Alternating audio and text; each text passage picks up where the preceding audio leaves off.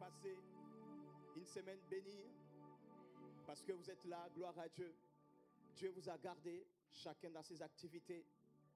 Ça, c'est parce qu'il y avait une main puissante qui était là. Ce n'est pas par nos efforts, mais il y a une main qui agit dans nos vies. Amen. Est-ce que tu peux incliner ta tête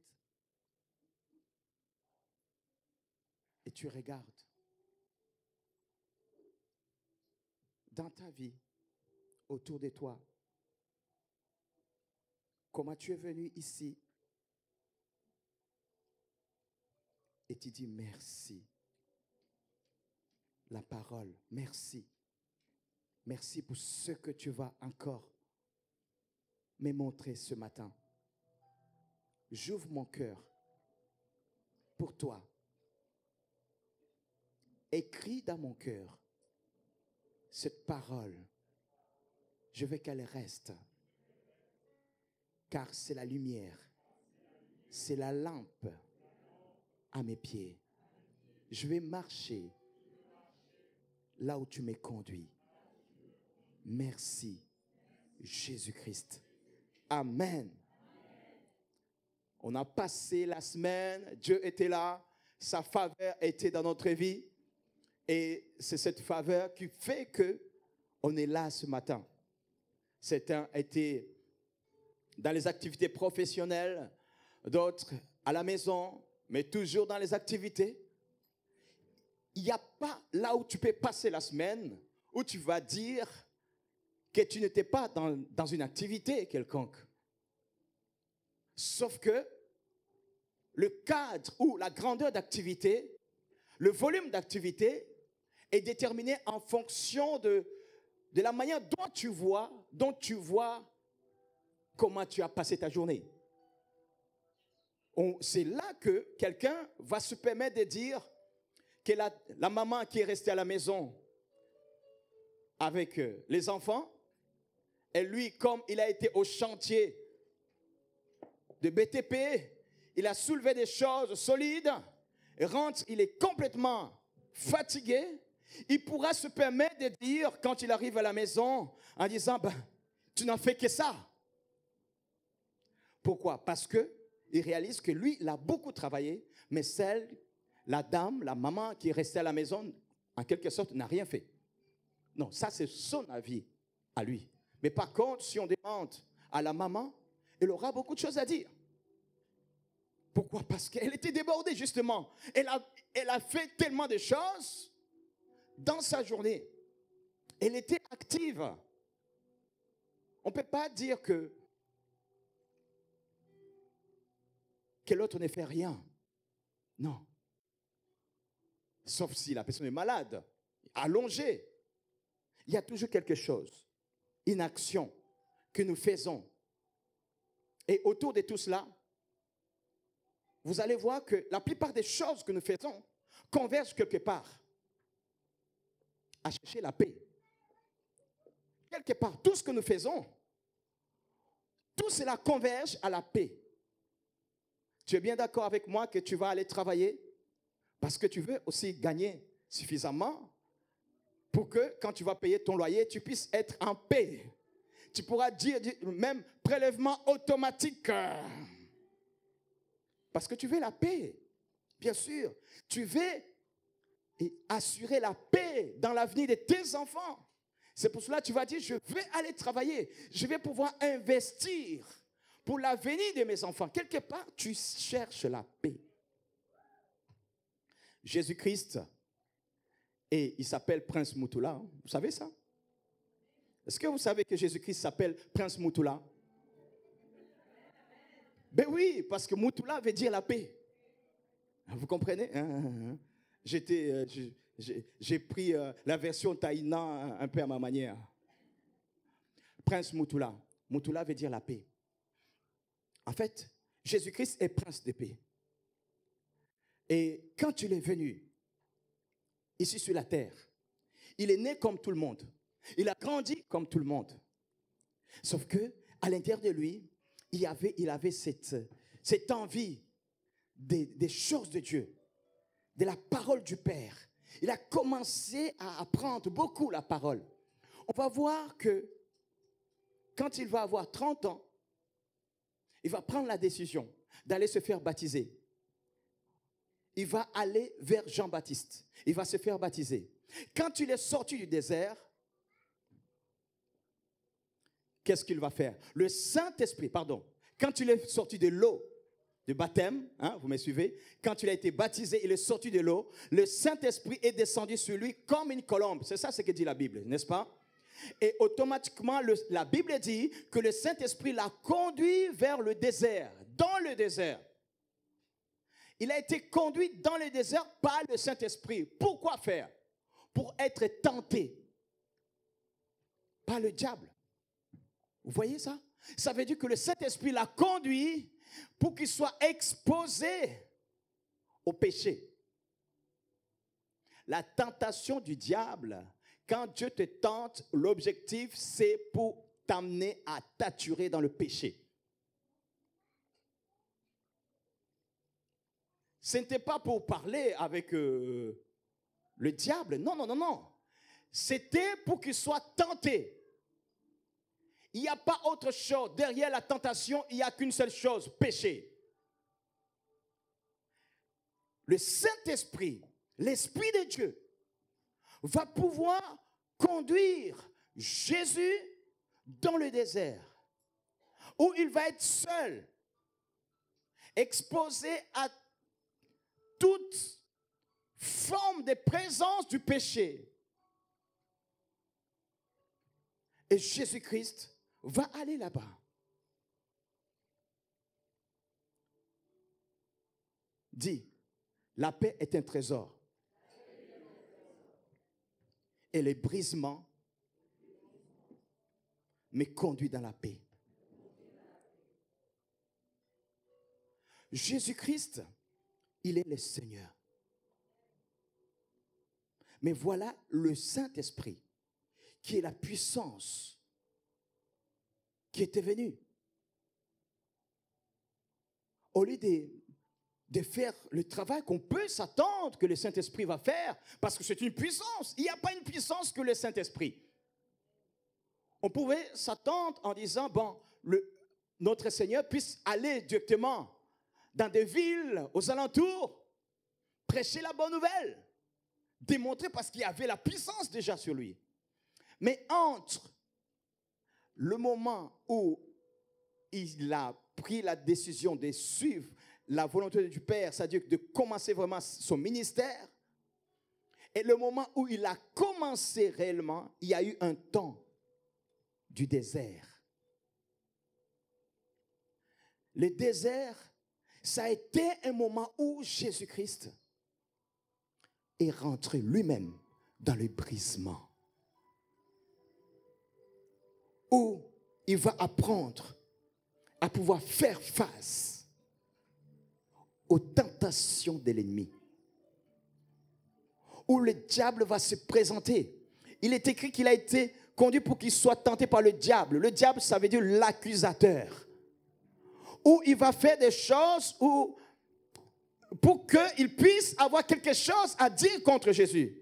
Il a tout essayé, mais il n'est pas arrivé. Pourquoi il n'y est pas arrivé?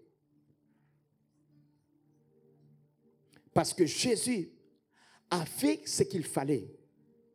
Face à ces moments de tentation, qu'est-ce que lui, il a privilégié? Il a pris d'abord le côté où il a passé du temps dans la prière.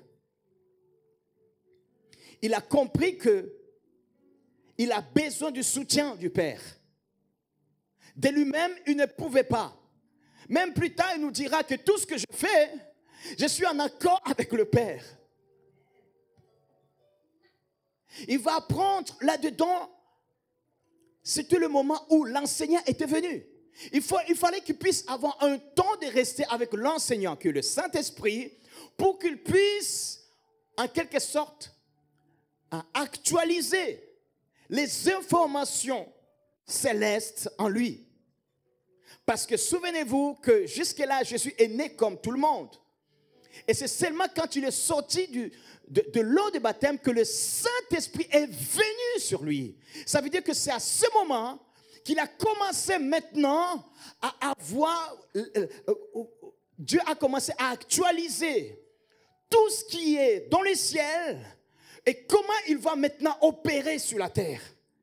Il s'est dit non, je ne vais pas me précipiter à pouvoir faire la volonté du Père parce que je dois avoir les informations. Comment je vais faire? Et là, le Père va lui dire, va pas à Capernaum. Je ne t'envoie pas à Jérusalem, mais je t'envoie dans le désert. Oh. Toi, si tu reçois une puissance, tu vois l'onction, dis oui, l'onction sur moi. Tu vas commencer à voir, oui, maintenant, tu vois là, Gilo, oh, tout le monde saura qui je suis. Parce que je prendrai tellement l'avion pour partir partout dans le monde. Entre le moment où tu as l'onction, entre le moment où tu es équipé et le moment de partir, il y a un temps de brisement.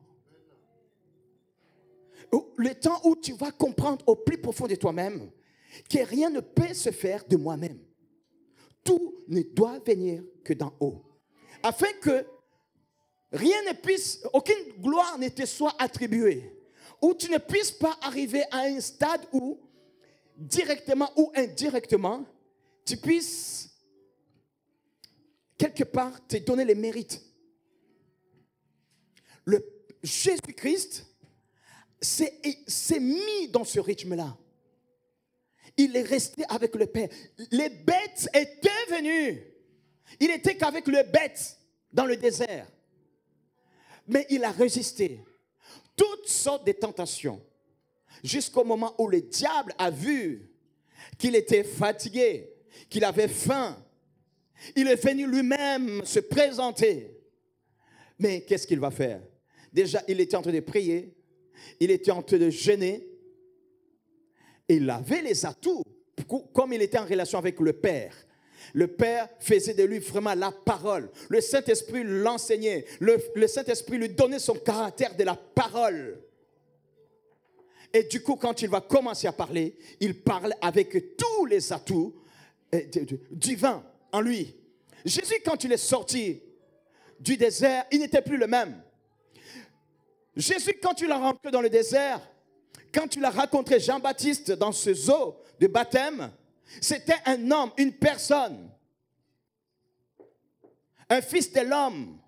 Mais quand il est rentré dans le désert, effectivement, il est rentré en tant que fils de l'homme. Mais quand tu es sorti, il est sorti divin. Il est sorti Dieu. Qu'est-ce qui s'est passé? Un temps dans la présence du Père. Un temps de brisement dans le désert. Où tu vois, tu n'as pas de secours. Les secours ne peuvent venir que du Père. Jusque-là, il y avait des gens autour de lui. Là où il vivait, il y avait des gens. Mais cette fois-ci, on nous dit qu'il est parti dans le désert seul. Et non pas de sa volonté. Mais le Saint-Esprit, c'est lui qui lui a conduit là-bas. Et le Saint-Esprit va lui dire, on y va. Et comme il avait compris que c'est celui qui est l'enseignant, Jésus est rentré dans l'obéissance. Mes frères et sœurs, il y a des moments où tu veux aller plus loin avec le Seigneur, mais tu dois comprendre que tu dois comprendre l'importance de l'étape du brisement. Les brisements, ce ne sont pas des souffrances. Beaucoup de gens attribuent les brisements comme un temps de souffrance ou c'est ça. Non, le brisement, c'est une situation qui va se présenter devant toi où tu vas vouloir surmonter de tes efforts. Tu utilises tes efforts, tu utilises des stratégies, mais tu vois, ça ne marche pas. Jusqu'au moment où tu t'essouffles. Tu dis, comment je vais faire? Et tu vas commencer à gêner parce que peut-être qu'il y a une porte quelconque que ton grand-père avait ouverte. Ta tante avait fait, c'est sûr, c'est là. Tu vas essayer de faire, mais tu vois rien du tout. Tu vas gêner, tu vois rien du tout. Tu vas méditer la parole, rien du tout. Jusqu'au jour où tu vas savoir, ça c'est mon brisement. Seigneur, je ne pourrai pas y arriver de moi-même. Je m'abandonne à toi, Père. Viens à mon secours. Je veux que tu me conduis là où tu veux. J'enlève toute sécurité. Je veux que tu puisses me conduire. Je sais. Là, tu vas comprendre que tu sais, parce que tu sais que tu t'en sortiras. Non pas par tes efforts, mais par son regard bienveillant sur ta vie. En te disant avec certitude, t'inquiète pas, tu vas t'en sortir. T'inquiète pas, tu vas pas rester là-dedans. Je suis là. Regardez. Vous savez, Jésus, quand il est sorti du désert, qu'est-ce qu'il a fait? Il est parti, il a commencé à recruter ses disciples. Ce qui est beau. Dans l'Ancien Testament, vous savez ce qui s'est passé? Sous la loi, les prophètes, ce sont les disciples, le futur disciple qui allait vers le prophète parce qu'il reconnaissait qu'il est le bon. Oui, il est bon parce qu'il est célèbre, tout ça. Et tout le monde allait s'inscrire à l'école de ce prophète-là pour être son disciple. Mais vous savez, Jésus-Christ, lui qui est la grâce, a fait l'inverse. C'est lui qui est parti choisir ses disciples. C'est Jésus qui est venu te chercher là où tu es. C'est lui qui est venu te chercher. C'est pour cela que tu dois réaliser que tu es un privilégié, tu es connu de Dieu. Jésus, quand il est parti dans le désert, il est sorti avec une ferme assurance. Il va dire, l'Esprit de Dieu est sur moi. Il m'a oint. Oh, ça, c'est ça la paix dont on a besoin. Pour servir le Seigneur, pour faire la volonté du Père, tu as besoin de la paix. Une assurance qui va te conduire en disant, oui, je sais que mon Père est avec moi. Jésus a commencé à servir. Et c'est pour cela qu'il est parti chercher ses disciples. Pourquoi? Parce qu'il voulait faire de ses disciples également les personnes qui vont connaître la paix. Dieu veut que tu puisses connaître la paix. Regardons la parole de Dieu dans Marc chapitre 4.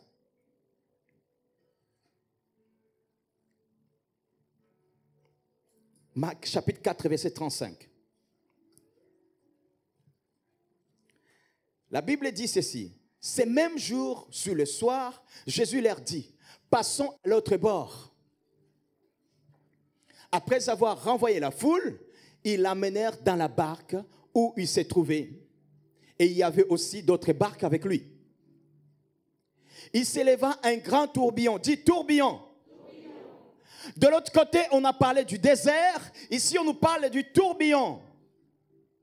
Un grand tourbillon. Et le flot s'est jeté dans la barque au point qu'elle se remplissait déjà. Et tu as déjà traversé la mer avec de vagues énormes? Je t'assure. Moi, à force d'y penser, je dis merci Seigneur. Oh, tu vas voir les trajets être interminables. Tu peux voir les côtes comme ça, tu dis, oh Seigneur, oh, est-ce que de là, s'il se passe quelque chose, je vais pouvoir m'en sortir? Mais tu vois une vague énorme. Tu te vois petit, tu dis, oh Seigneur, cette fois-ci, oh, prends mon âme. Pardonne-moi Seigneur, je t'appartiendrai pour toujours Seigneur. Ouh, et tu vois la vague vient. Elle arrive sur vous. Fou, tu te retrouves, tu ne vois plus la vague. Mais en fin de compte, elle est toujours là. Tu es juste au-dessus de la vague. Et d'un seul coup, tu sens, fou, encore. Seigneur, prends mon âme. Mon frère Bruno, le marin, comprend très bien, parfaitement ça. Oh, je t'assure.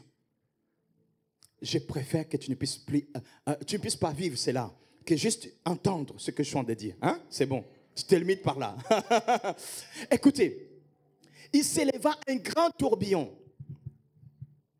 et le flot s'est jeté dans la barque au point qu'elle s'est remplissée. La barque commençait à se remplir parce que l'eau arrivait à rentrer. Ils voyaient que ils vont pouvoir se noyer. La barque va chavirer. eh bien, ils vont être perdus. Ils étaient dans le tourbillon, mais ce tourbillon, c'était leur brisement. Pourquoi?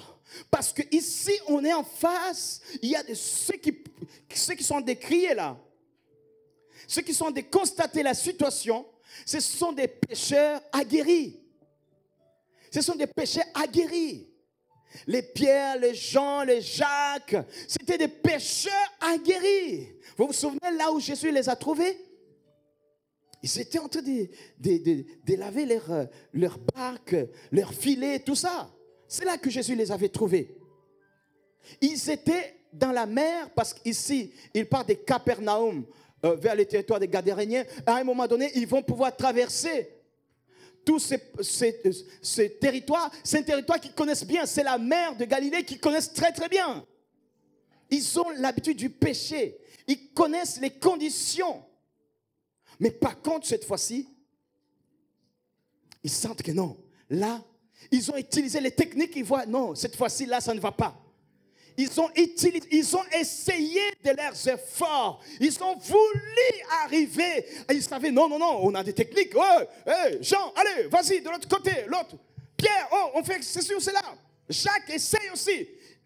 Et rappelez-vous, c'était des associés, ces trois-là. C'était des associés. Ils travaillaient ensemble. Pierre, Jean et Jacques. Ils travaillaient ensemble. Et c'est pour cela, ça c'est autre chose.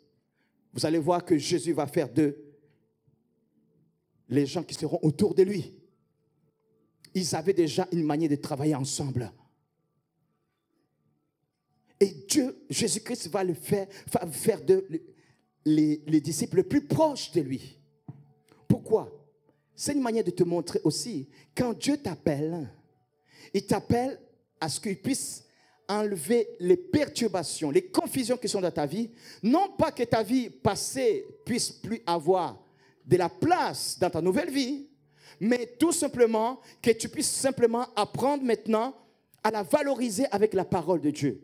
Ce que tu as appris dans les domaines séculiers, tu as été maçon pendant des années, tu as été charpentier pendant des années, tu as été frigoriste pendant des années, tu as été plombier pendant des années. Tout ça, ce n'est pas parce que tu viens à Christ en disant je vais abandonner cela. Non, Dieu va pouvoir savoir concilier ta vie d'avant avec la nouvelle naissance. Pourquoi? Parce que ça devient une force. Et on va voir, par contre ici, justement, ils viennent d'accepter Jésus. Ils sont démarchés avec le Seigneur, mais il faut qu'ils puissent passer par le temps de brisement pour qu'ils ne puissent pas s'appuyer sur leurs aptitudes. Combien de gens qui viennent dans le Seigneur en ayant des bagages intellectuels en disant, oui, voilà, moi j'ai fait des études de tel endroit, ainsi de suite, mais en fait, ça, ce qu'il dit, ce n'est pas vrai. Ben, ils vont vouloir essayer d'eux-mêmes. Tu vas vouloir y arriver de tes capacités, mais il faut que tu puisses passer par un temps de brisement où il va y avoir une situation qui va t'arriver. Tu vas réfléchir. Tu dis, oui, écoute, je connais tel médecin qui est à tel endroit. Tu vas monter et descendre. Tu vas dire, oui, ça, en fait, compte, ce sont des bactéries qui font ça et ça. OK, tu vas essayer tout ce que tu as appris. Jusqu'au point où tu vas comprendre que non. Ça ne marche pas. Ça ne marche pas. Les disciples étaient en train d'être brisés. Les péchés aguerris. Ils voient ces vagues, les tourbillons, la tempête qui s'élève. Et dit, on va mourir. Verset suivant. Et lui, donc Jésus, il dormait à la poupe, sous le coussin. Ils les réveillèrent et lui dirent, Maître, ne t'inquiètes-tu pas de ce que nous périssons? Jésus était au fond, à l'arrière de la barque, en dessous. Il dormait tranquillement. Il dormait tranquillement. Au moment où il voyait comment il périssait. Il tremblait, il vient, il dit, ben, Seigneur, toi tu es tranquille. Tu restes comme ça au moment où nous sommes en train de mourir carrément. Ben, oui, ils voulaient. Ils ont essayé d'abord. Pourquoi ils n'étaient pas venus au début? En disant, maître, il y a un problème. Non, ils ont essayé d'abord de résister. Quand ils ont vu qu'ils n'y arrivaient pas à gérer, ils ont vu qu'ils vont pouvoir mourir, c'est là qu'ils sont venus voir Jésus. Dieu a fait passer leur expérience, leurs aptitudes dans le brisement, en disant, hey, ta vie ne dépend pas de tes compétences, de tes aptitudes. Ta réussite ne dépend pas de ce que tu connais. Tout ce que tu veux vivre ne dépendra pas de toi. Tout dépend de celui, cette main invisible. Tu as besoin de te rapprocher de Jésus en disant, Christ, je reconnais. Oh, cet enfant, je vais tellement le voir évoluer. Mais comment lui faire comprendre des choses?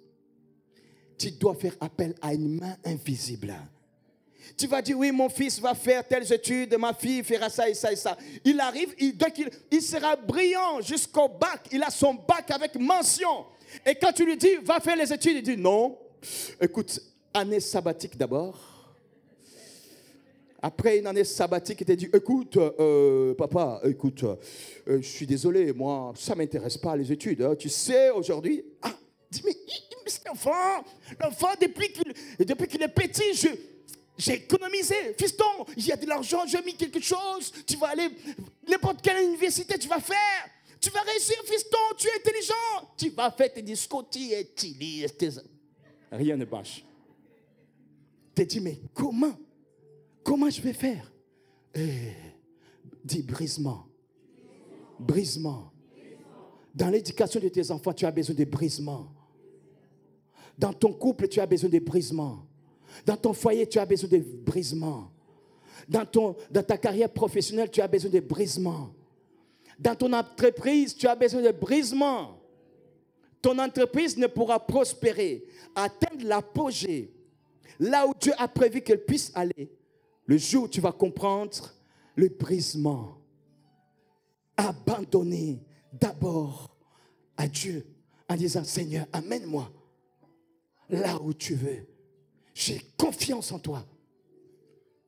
Ils ont compris. Ils ont eu la leçon et là ils viennent voir Jésus en disant, Seigneur, nous périssons. Regardons le verset suivant. S'étant réveillé,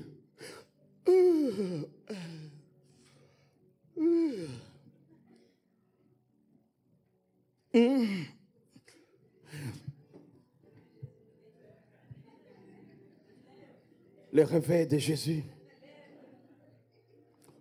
Quoi? Mais on a été mourir! Regarde!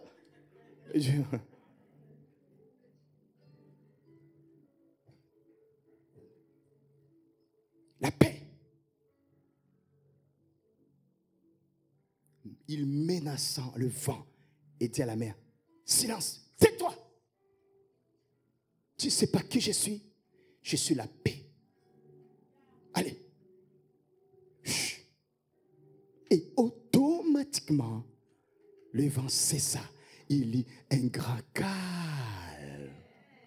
Est-ce que tu peux dire un grand calme? Tu peux acclamer Jésus pour ça.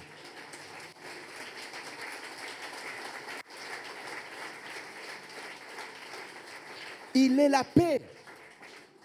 Il ne s'est pas agité. Non, non, non. Il a dit juste qui il est. Il est celui qui met la paix. Là où il y a des tumultes, il y a le chaos. Quand il arrive, il va te donner la paix. La paix est un trésor. On ne trouve pas comme ça la paix.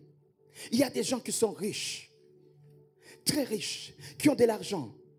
Mais quand tu rentres chez eux, ils n'ont pas la paix. Il y a des gens qui ne dorment pas. Ils vont commencer à avoir. Ils sont tellement riches, et ils voient que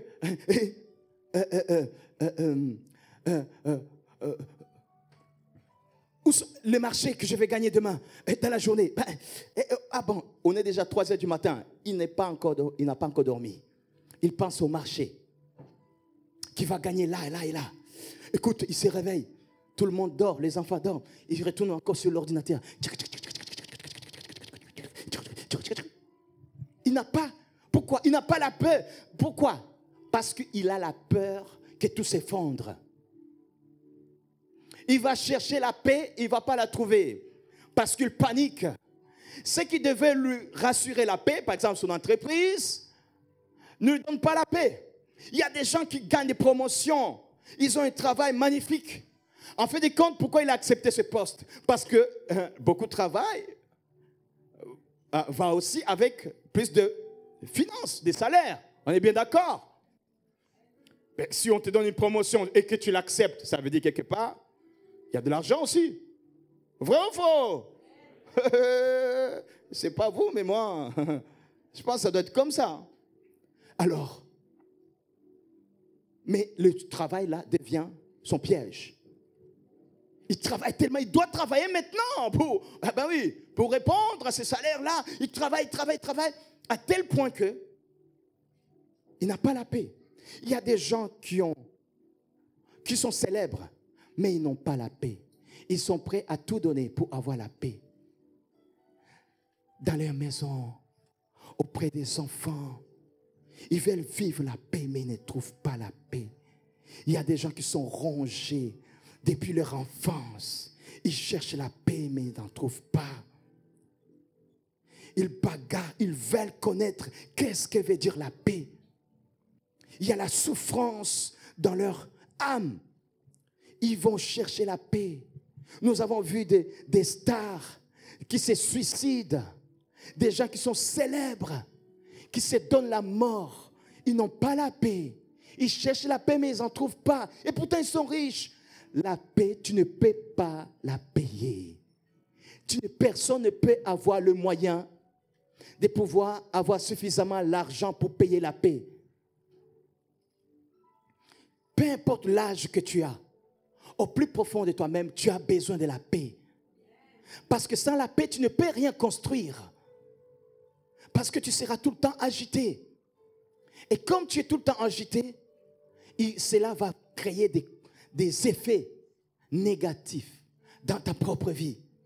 Et c'est pour cela que tu vas voir des personnes qui n'ont plus le temps d'aller honorer l'anniversaire de leurs enfants, tellement qu'ils sont dans les activités. Ils n'ont pas la paix. Ceux qui sont tourmentés par la mort, il y a des gens qui ont peur de la mort. Ils n'ont pas la paix. Il y a des gens qui sont dans les belles maisons. Ils construisent des belles maisons. Mais ils ne peuvent pas dormir dedans parce qu'à chaque fois, ils voient des ombres qui marchent. Ils disent, encore. Ils sont là. Belle maison. Mais ils ne peuvent pas dormir dedans. Un jour, on m'a appelé. On dit, pasteur, il y a un problème. Ma maison, je n'arrive pas à dormir dedans. Une belle maison. La personne n'arrive pas à dormir dans sa maison.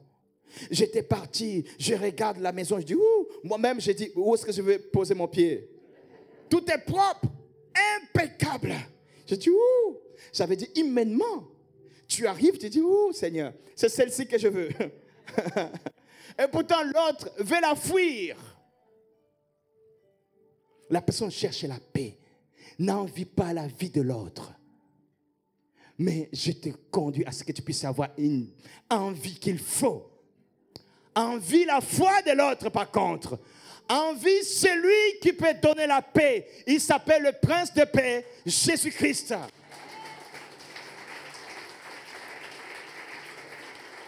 C'est que Jésus, quand tu ouvres ton cœur à Jésus, lui seul va te faire connaître la paix. Lui seul a payé les prix pour que tu puisses avoir la paix. La paix est un trésor. Et ce trésor, tu l'as quand tu acceptes le brisement de Jésus, où il te conduit à ce que tu puisses comprendre qu'il a payé les prix pour que tu puisses avoir la paix. La paix de Dieu, tu ne l'auras pas par tes efforts. La paix de Dieu, tu ne l'auras pas en étant en colère contre Dieu, en colère contre ta famille, en colère contre tes proches. La paix de Dieu, tu ne l'auras pas en étant en colère contre ton père, contre ta mère, en fonction de ce qu'il avait fait, elle avait fait. La paix de Dieu, tu l'auras en acceptant les brisements de Jésus, en disant, j'ai payé les prix pour toi. Tu n'as plus aller chercher. Comment tu vas avoir la paix? Je te donne ma paix. Reçois-la. Gratuitement. Gratuitement. Parce que je payais les prix. Alors, je vais dire ceci. Tu peux incliner ta tête et je vais vraiment que nous puissions parler de cœur à cœur avec toi. La paix est un trésor. Dieu a prévu que tu puisses vivre quelque chose avec lui. C'est un trésor. La paix est un trésor. Maintenant, je ne sais pas comment toi tu as compris, c'est que tu as reçu de la part de Dieu ce matin à travers moi. Si cette parole est arrivée, c'est parce que Dieu veut que tu puisses enfin vivre en paix. Tu essayes, mais tu n'y arrives pas. Quelque part, tu cherches la paix dans ta maison. Tu cherches la paix dans ta famille. Il y a quelqu'un qui cherche la paix dans son travail. Tu es agité. Tu veux montrer à tes proches que tout va bien, mais au fond de toi, tu as des stress. Tu as une pression. Parce que tu veux que cette entreprise puisse rester solide. Mais accepte le brisement ce matin. Cela ne viendra pas de tes efforts. Comprends que les actions physiques que tu feras doivent être actionnées avec ta ferme conviction de t'abandonner à Dieu. Ça veut dire que ce que tu vas faire, tu sais que le résultat, tu ne peux pas avoir la certitude comment le résultat sera, mais tu vas savoir que Dieu est avec toi et c'est lui qui conduit toutes choses. C'est pour cela que tu vas libérer d'abord un temps où tu vas aller dans l'insouciance. Même si tu traverses une période difficile aujourd'hui, tu es dans ce tourbillon, tu es dans le désert, tu es seul, tu as des pensées négatives qui viennent en toi. Sur le plan, au niveau de tes études, peut-être tu es dans des luttes. Tu te dis, mais comment je vais faire? Tu as des pensées, des accusations de l'ennemi qui viennent en disant, tu es comme ceci, tu es comme cela. C'est parce que tu as péché. Et rappelle à l'ennemi, Jésus a connu le brisement. Jésus a affronté le péché. Il a vaincu le péché. Pour qu'en lui, je sois victorieux. Dans ta maison, aujourd'hui, il y a des cris. Dès que tu arrives à la maison, tu deviens comme un animal sauvage. Tu as une envie de crier, de tout casser des fois. Mais tu te retiens. Tu as envie de fuir, de partir de ta maison. Mais tu te retiens encore. Le Seigneur t'appelle en te disant, silence, tais-toi. Tout ce qui s'agite dans ta vie, je le déclare au nom de Jésus, par l'autorité que j'ai en Jésus-Christ. Je parle si ces situations, si ces tourbillons, si cette mer agitée dans laquelle tu es, silence, tais-toi. Que la paix puisse être dans ta vie, au nom de Jésus. Et c'est pour cela que je veux maintenant te demander, même si peu importe ton âge, tu peux avoir des idées de suicide, des idées en disant, tu n'es pas aimé. Pourquoi? Parce que tu cherches la paix. La paix est un trésor. Le trésor, tu l'as qu'en Jésus-Christ. Tout celui qui a des luttes, tu n'arrives pas à avoir la paix en toi. Peu importe, manque de paix que tu as. Je vais t'inviter à ce que tu puisses te mettre debout. Devant celui qui a mesure de te donner la paix. La paix est un trésor. Il y a celui qui a payé les prix pour cette paix, c'est Jésus. Alors, ne regarde pas celui qui est à côté de toi, mais lève-toi parce que Dieu puisse te donner la paix. La paix dans tes études, la paix dans ton foyer, la paix, tu puisses avoir l'assurance, la paix dans ton entreprise. À chaque fin du mois, tu dis, aïe, aïe, aïe, aïe, est-ce qu'ils vont me payer? Est-ce que les clients vont payer? Et tu stresses, tu t'éranges les ongles, tu es là, tu arrives à la maison, tu es ailleurs, mais même ton mari ou ta femme te regarde, dit, chérie, ça va? Oui, oui, oui, ça va, mais ça ne va pas. Parce que tu es agité en toi. Il y a celui